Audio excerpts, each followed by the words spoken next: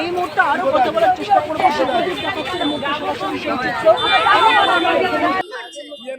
গুন্ডা বাহিনীরা আমাদের বিজেপির ছেলেদেরকে একা দেখিয়ে ইট মেরেছে আমাদেরকে, সামনে ইট মেরেছে।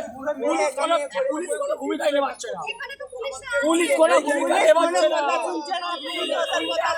সব পিছনে যাচ্ছিলাম, আমরা আনন্দ করতে করতে যাচ্ছিলাম, ওরা ওইখানটা দাঁড়িয়েছিল। এবারে আমাদের ছেলেরা বলেছে কি জয় শ্রীরাম, ওরা বলেছে জয় বাংলা। তো আমাদের ছেলে যখন বললো জয় শ্রীরাম, তখন ওদের বললো কে তুই কেন গালাগালি করলি, মার মার মার, এই আয় আয় আয় আয় বলে ধরে